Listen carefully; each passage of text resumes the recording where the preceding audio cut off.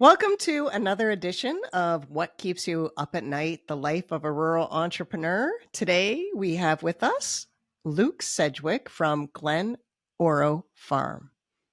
Welcome. Thank you for having me. Did you ever think that you would end up being an entrepreneur?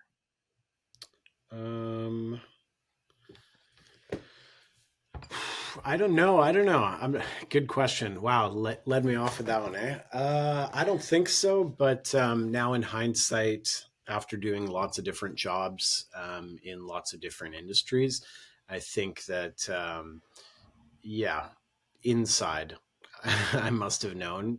But yeah, it wasn't until I went to a kind of like a gathering of entrepreneurs that a friend put on and really like, I don't know, they just kept saying entrepreneur a lot and talking about like the different qualities and things. And I was like, yeah, I guess I am kind of like that. And then things kind of made a lot more sense. If you aren't trying to be an entrepreneur, it can be confusing, when you're trying to do other jobs and you're thinking about, oh, why don't we do it like this? Or what if that, or, like asking questions and, trying to, figure things out in a different way than maybe they're being done at the time. It can be difficult. There can be problems. Well, how did that evolve? You said you did a whole bunch of different jobs. I can relate to that. What other jobs did you do? I worked in lots of work in the hospitality industry. So in university, started working in restaurants and bars and whatnot. And then I moved out to British Columbia, mostly for just traveling and skiing. But bartending and serving in restaurants is really good for traveling because you can basically get a job in a lot of different places. So doing that, then got into landscape construction in Vancouver. So do like off seasons doing construction and landscaping. And then during the ski season in the winter, we'd go back into the mountains and ski or bartend or whatever. Worked at a heli skiing lodge, so started to get experience working in kind of like luxury travel tourism, adventure tourism. And then the life of a ski bum is usually fraught with perils, including a lack of money.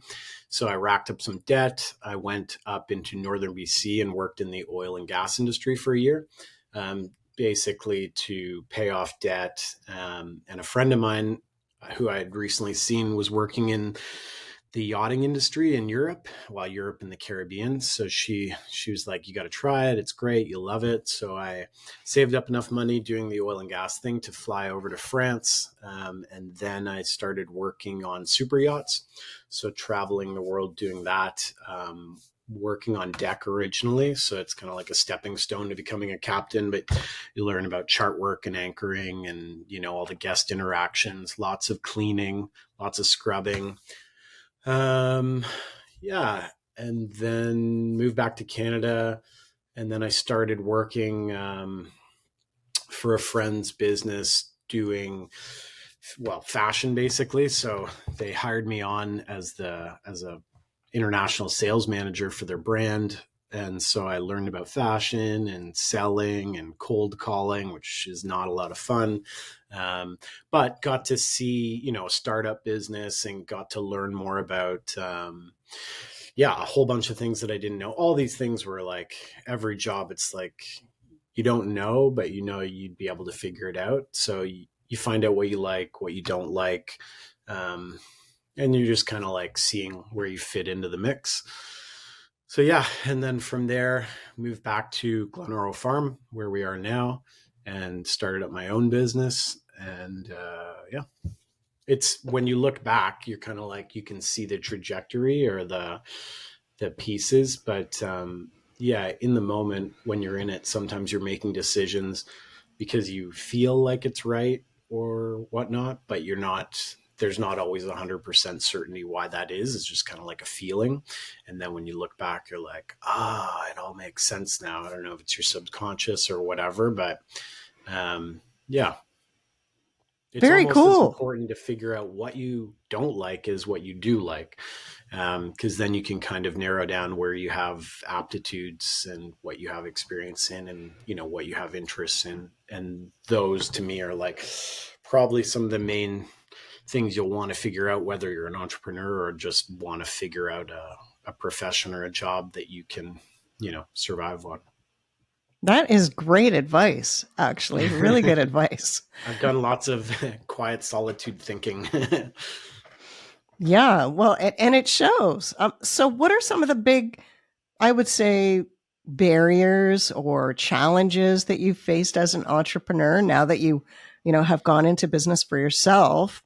What have Mm, been some of the challenges? um, yeah, pretty much. I mean, almost everything is a challenge, especially if you're, I think, well, I actually don't know. Again, I just really figured out about the whole entrepreneur thing, 6 or 7 years ago. So I'm not an expert and I have not been trained in business or anything. So I don't know a ton, but a lot of things are difficult when you're starting, especially if you're doing it on your own without like a mentor or somebody, holding your hand, showing you the way, or there's like a textbook, that you can just reference it, or, oh, do it like this. Yeah. You have an idea and, you do your research, figure out like, is anyone else doing this? Okay. Or, like if nobody else is doing it, why aren't they doing it? Depending on whatever the product or the industry is. And then, okay, so maybe it is a good idea. Cause at first you're kind of like, am I crazy? Why is no one else doing this? Blah, if you decide you're not crazy and it's a good idea and you want to move forward, then you have to like start whatever it is, breaking ground or taking the next steps. And yeah, it's kind of tricky because you don't know really where to start, how much money you need, what you're going to do for work, because you have to fund your project, whether you're getting an investment or you're working on the side while you're doing your passion project or whatever.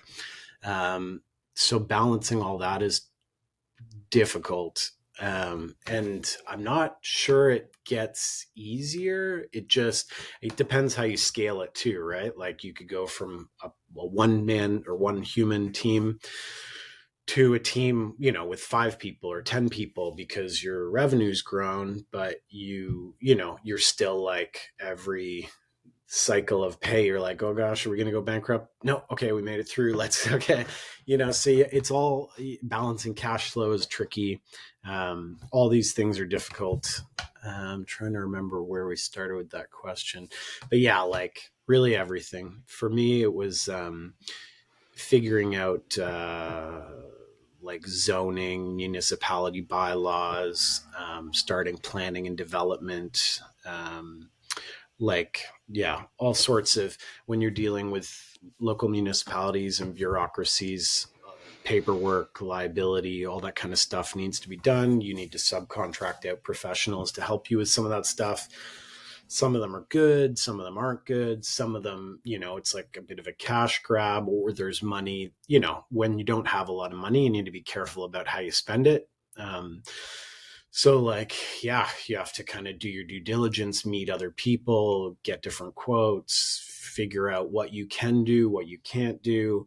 As an entrepreneur too, the more things that you can do yourself, the more money in theory you can save. However, some of those things you're not going to be very good at. So you can pay somebody that's good at it to do it. And then you don't have to think about it because you have 100 things going on. Or you can do it and learn how to do it. But it might take you like 2 times longer, 5 times longer, maybe it'll take you 10 times longer. Or if you don't even finish it, then it'll just sit in your brain, giving you anxiety for years. And you'd be like, oh yeah, I never got around to that. So that, yeah, all those things. Wow, you nailed it. Like, I mean, almost everything. What about rural versus urban? Do you think there's a difference between a rural entrepreneur and an urban entrepreneur? Mm, well, I would assume that there are more resources in a city for, networking, businesses, just learning in general, just because, in rural societies, we're more isolated. So yeah, you have to just look a little harder to find things. It's always good to like network, meet people. If there's no people around that you're interested in talking to, luckily nowadays, like we're doing right now, it's easier to connect with people online, listen to podcasts. We always have books, great resources. And I found those things really helpful and grounding, especially when that's the other thing too. Like when you start out, if you're in a rural area and feeling very alone, because it's like you have the idea, you're like, okay, I'm ready to go, let's start, and then it's just like roadblocks, walls, like as high as you can see in your mind, and however it hits you, sometimes like a wall of just like defeat, and you're just like, oh my gosh. So listening to podcasts and things of people that are, for instance, like other entrepreneurs in various industries that now are successful and on podcasts like yourself, and hearing that they also failed, that it's okay to like make mistakes, and it doesn't really matter. I mean, as long as you don't go bankrupt, it doesn't matter how many times you fail, as long as you get it right, that one time, and can then move forward to the next step. That was a big one to kind of get through. I think a lot of people are scared to take the first step because they're scared of failure, or what will other people say, what will all the other things. And then of course, the more things you have that rely on you not failing, like a mortgage, a car payment, whatever, it's added pressure, right? So it's like balancing that. And yeah, podcast, books, all those things help to just let you know that you're not alone. Other people have been through it. Other people have felt the way that you feel. So you have to kind of take confidence in your idea, and temper it with wisdom and prudence, and really thinking through, if it works this, if it doesn't work this, why wouldn't it work? And trying to like foresee all the problems ahead of time. Because problems will come up forever. There will always be stuff that comes up that you don't think about. As hard as you think about everything, something will come up. And whether you're building something, physically building, like making a building or whatever, you have to allocate some of your cost of that project, like just have, whether it's 20% or 30% miscellaneous, just set aside for something that comes up, which is really tricky when you're an entrepreneur, because you might not have a lot of money. You have like a finite amount, and you're like, okay, I have just enough to do it, but just maybe have a little bit extra, because you don't want to get partway there and then not be able to finish. I'm not sure how you're going to narrow this question down, but what keeps you up at night? What are the things that leave you lying awake in bed before you fall asleep? What are those things that you're constantly thinking about as an entrepreneur? They change as the business goes on day by day and you're still alive, but cash flow is typically like a big one. I'd say that's like the main one. It's a stress, and because you're trying, in my particular case, we're trying to balance coming strong out of the gates from initial reception, like opening to the public, to getting to that completed stage where everything's kind of just like, okay, we've got the whole thing. This is the big picture. Now we just like maintain it and tweak it and dial it in. We're still not at that big picture stage. So you're just like rolling the dice constantly between putting enough money into getting it to there and paying off loans and debts and, like service fees and, payroll every 2 weeks. It's probably your biggest payment. So, I'd say cash flow. yeah, not very exciting, but that's probably the biggest one. What about your first hire? I mean, Mm-hmm. when Mm-hmm. you are, paying the bills for yourself, and you could always not pay yourself, Mm-hmm. but when you have the responsibility of other people, what does that feel like?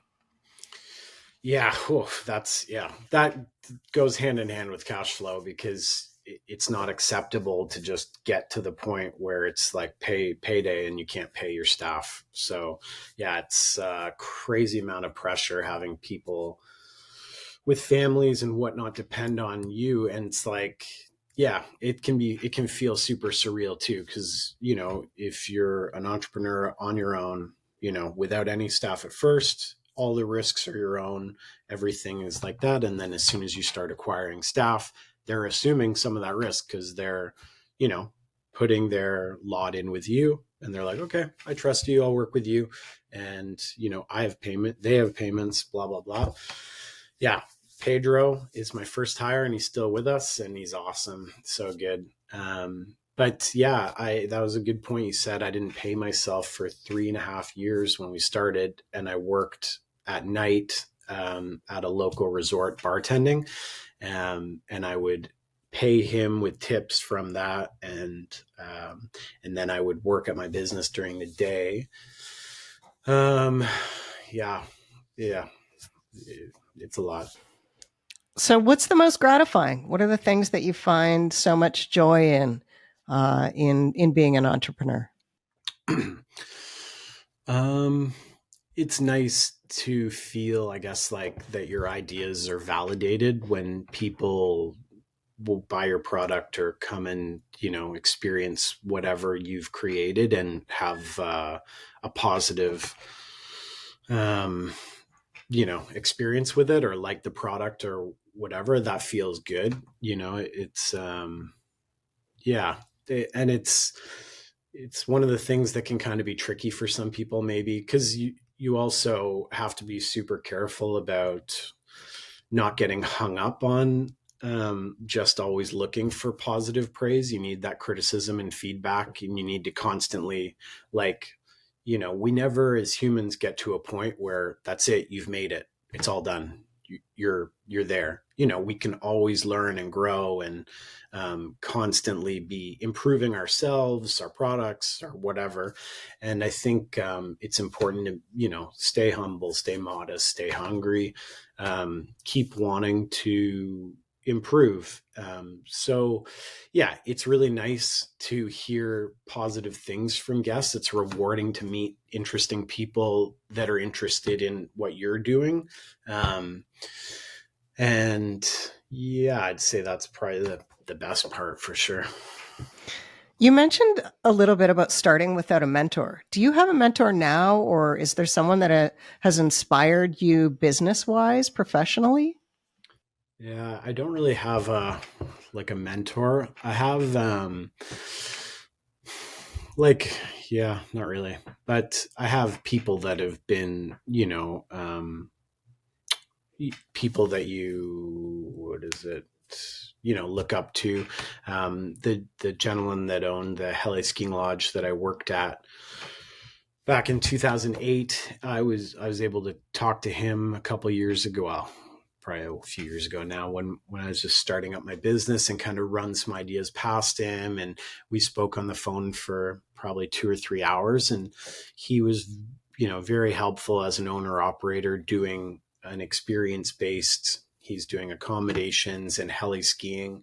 Was able to shed a lot of light on things that he liked, things he didn't like, things he wished he did differently. But it was, just a call and a couple emails. So yeah, I definitely wish I had someone a little. It's nice. It's always great to have people in your network that you can consistently bounce stuff off. And being in a rural setting, like we were saying before, it's tricky to perhaps surround yourself with the kind of people you would like to necessarily have around you. You're kind of like, you know, depending on where you are and who you're at, you have limited access. You're like, well, this is who I'm talking to, or I'm just not talking to anybody. But Yeah, it's always super refreshing to be able to find like-minded people and just bounce stuff off them with no agenda.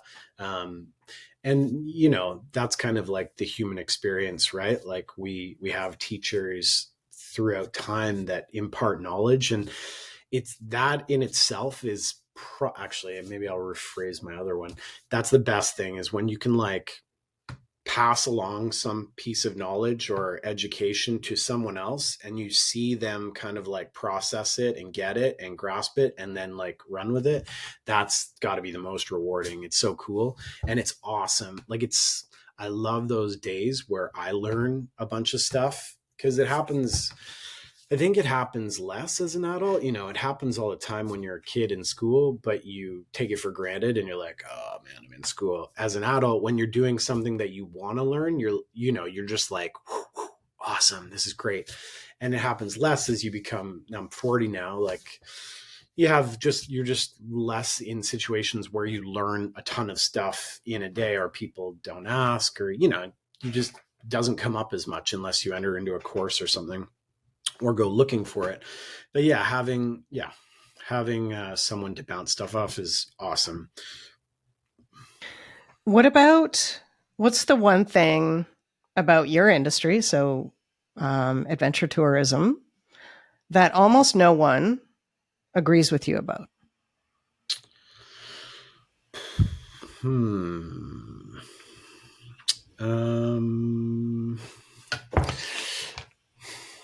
Well, we're recording this too.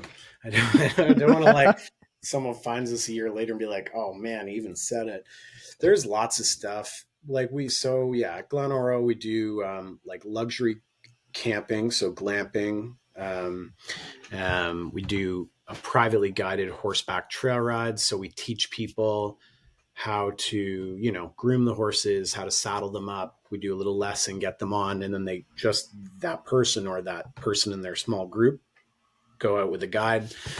And then we do weddings and events, all kind of like tailor-made to the groups.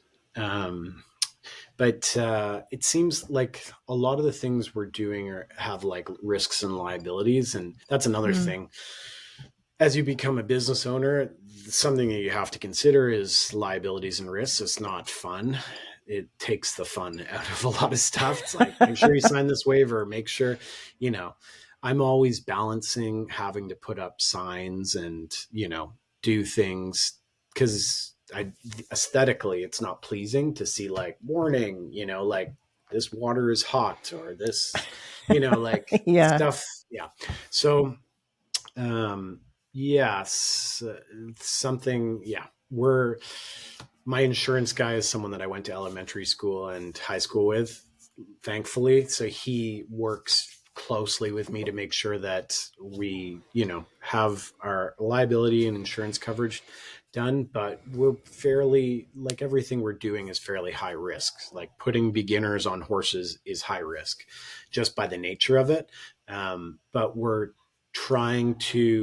I concentrate more on a quality experience over the quantity. So we don't have any investors. There's no equity given up in my business, because I'm less interested in just filling numbers than I am in having the kind of guests that want to come experience what we want, come and experience it.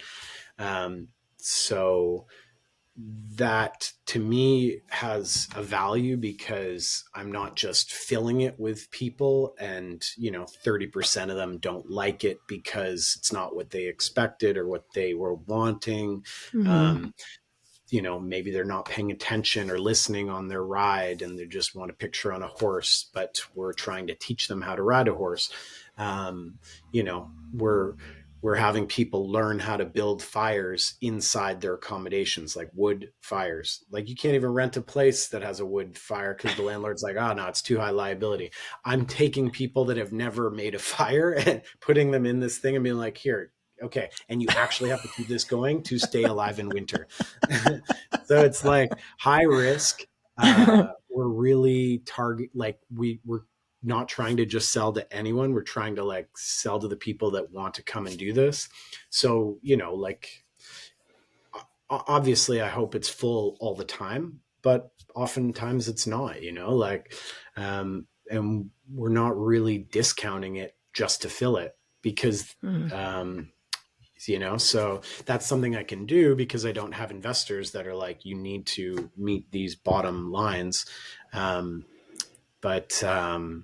Yeah, I'd say that's it really. Like it's the other thing, I guess, which kind of piggybacks off that. So yeah, we did a lot of the construction ourselves. Like we try, we're farmers. So farmers, one day you're a carpenter, then you're a mechanic, then you're a whatever. You just do whatever has to get done because in a rural area, you don't always have access to another tradesperson or something. So you have to learn how to do a lot of things yourself. So, we saved some money on, and we also had tradespeople working with us, but we worked with them, if that makes sense. So, but we brought in all quality products. So we're not cutting costs on the quality of the items in, for instance, the units or the quality of the saddles or the leather or, just like any of that stuff.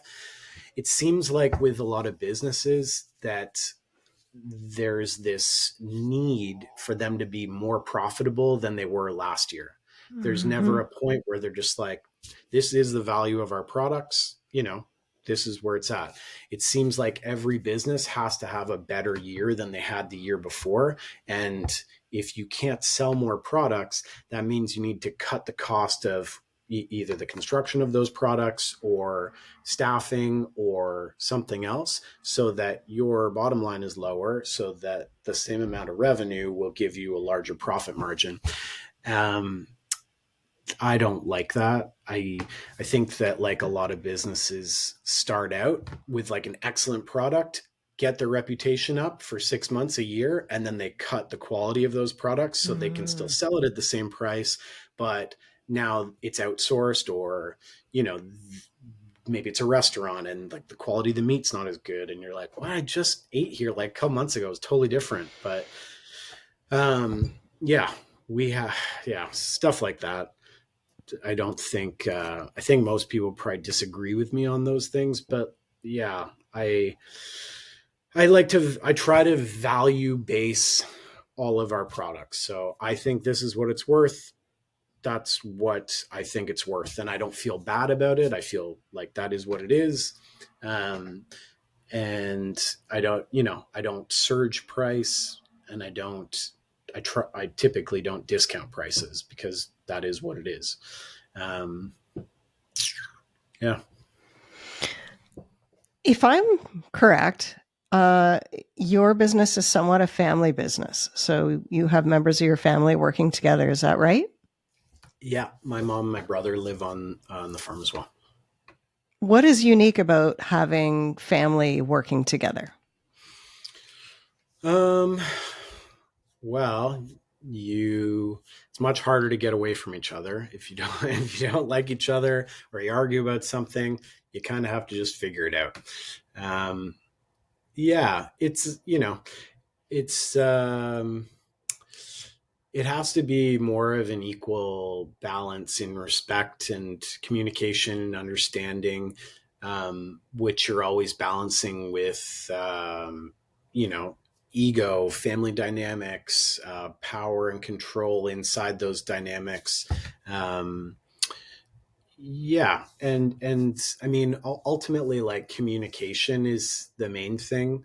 You need to like respect each other, and communicate everything clearly with each other, even if like you might not necessarily, if it was just a normal person in that position, you'd just be like, I'm going to go do this now. With like a family member, you kind of have to be like, this is why I'm going to do it, da, da, da, da, blah, blah, blah. What do you think about that? How should, especially if you all live like on the same place, it's your home as well as your business. And I think that like money divides a lot of families as well. Money, and just like a sense of like importance, like, in a business, people have different job positions. There's hierarchies. Oh, that's my manager, that's my boss, this is whatever, where it's not like that doesn't translate in a family structure. So making sure that, everybody knows that in theory, like you're all equal. You're all, whatever your family dynamic is, that is the case as well. That's always a balancing act. I mean, it depends on the family to family, but yeah, just caring. I mean, ultimately, like the bottom line is caring about each other, right? Like, you only get one family and you don't get to pick them, but you do want to have the best relationship you can with them. And so I think if you're thinking about it from that perspective and you're thinking about the family as a whole, and this, I mean, I kind of feel about society in general, it's always better if we can think about all of us together, whether it's you and all your staff, or you and your community, or you and your country, or us and the world. What's good for all of us. And in business, like it's always nice I always try to have win-win. Sorry, my hands are off the win-win scenarios. So like if we're partnering up with another business or something, I'm not necessarily trying to negotiate the deal that gets us an extra 5% of the profit or whatever. I'm trying to negotiate a deal that I think is good for both of us, because ultimately it should, in theory, create way less headaches and heartaches. And like, you're like, oh man, they got me. Like, if you feel like someone's screwing you, you're going to be like, yeah, I'm doing it, but I just don't like them, and it eats you up and it goes around in your head in a negative cycle. You don't need that. Like those little things. And the same with like selling your product or something to someone, and they don't like it and they give you criticism, especially if it's like a discounted thing. Oftentimes, like if you discount something, you'll get people that wouldn't normally be your customer. And unfortunately, I've found like sometimes they'll complain the most, and you'll be like, why did I do this? Like, and it eats you up, and you're just like, you need to just kind of like forget about it, move on, and just kind of like focus on your thing. It's the same thing with business relationships, family relationships. You want to, just try to have a win-win, have everybody, come out on top. And if you can, in theory, golden rule, right? Treat everybody the way you want to be treated, whether it's your customer or your business partner or whoever. You should all move forward. We're doing better this year than we were 5 years ago, right? And that's positive. Something you can be proud of, probably. That's all great advice. What is one thing that you would tell an entrepreneur, that somebody listening maybe that wants to be an entrepreneur, that has an idea like you mentioned? What's the first thing that they should do? I don't know about like the absolute first thing. Okay, so you have an idea. I would probably like Google search that idea and see, are you inventing it or does it already exist? If it already exists, I would be looking at all the other ones that exist and, seeing what do you like, what do you not like. If it's a product you can buy, I would probably buy it to like look at it and, play around with it. What adjustments could you make? If it's like a place or a thing, like in my case, resorts or, accommodations or various places in the world, going to them and like seeing them and feeling them. And what does it feel like here? What does it look like? What do I like? What do I not like? How does it work? What kind of power system do you have? How do you, like all that kind of stuff. And just it's like primary and secondary research.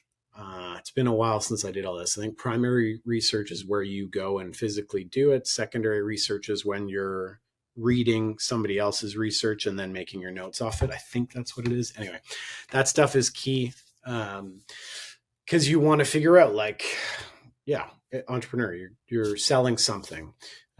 So you want to find out what's the market like, what, is it going up? Is it going down? What are people spending it on? You got to figure out a price. It's all about research on the early days because you don't have anything yet. Also, you maybe you need to get a loan or something like that. So you'll have to have a business plan put together.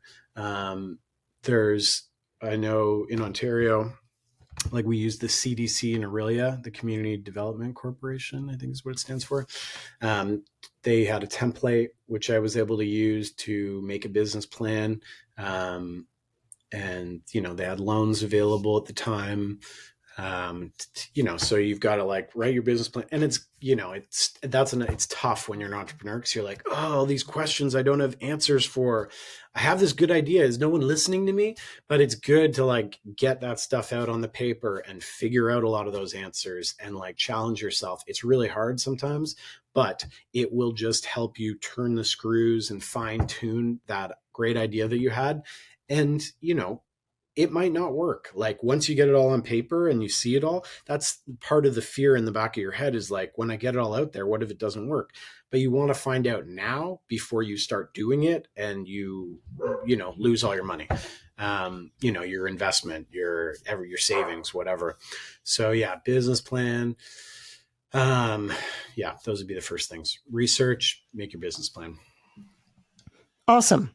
I could ask you dozens more questions, but we're out of time. So I really appreciate your time today, Luke, and all the best. All the best to you. Thank you. Very nice to meet you, Shauna Rae.